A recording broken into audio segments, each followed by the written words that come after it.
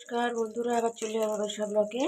আজ আমি একটি তেলাপিয়া মাছের রেসিপি বানাচ্ছি, নাম হলো ধনেপাতা দিয়ে তেলাপিয়া মাছ। তার জন্য আগে থেকে আমি গ্যাসটা অন করে কড়াটা বসিয়ে তেলটাও আমি দিয়ে রেখে দিয়েছি।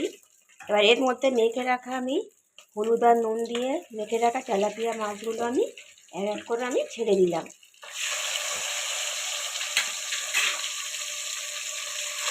দিয়ে আমি ভাজতে থাকলাম। তো বন্ধুরা, মাছগুলো একদিকটা ভাজা হয়ে গেছে, আমি আবার দিকটা উল্টে দিলাম।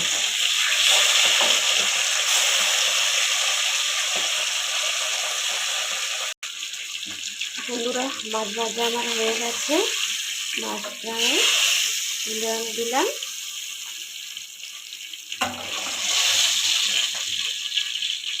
দিয়ে এবার এই তেলের মধ্যে আমি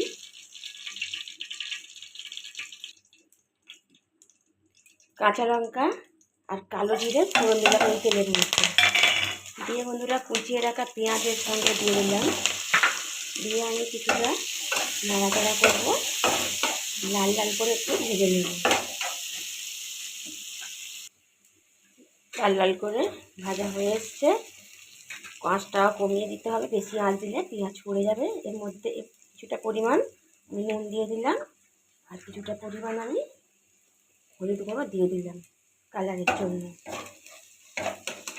এবার নাড়তে নাড়তে আমি বেটে রাখা ধনেপাতা বাটাটা আমি এর মধ্যে মিশিয়ে দেব। মিশিয়ে দিলাম, দিয়ে কিছুটা তেলে নাড়াচাড়া করতে হবে যাতে কাঁচা গন্ধটা চলে যায়। নাড়াচাড়া করছি ধনেপাতাটা।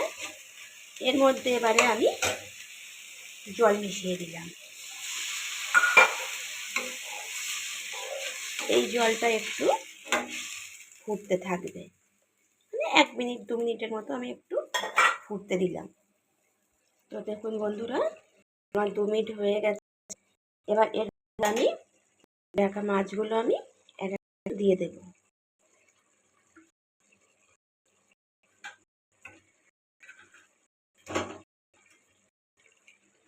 সেটাকে এক এক করে আমি দিয়ে দেব। দিয়ে আমি এটা নেব।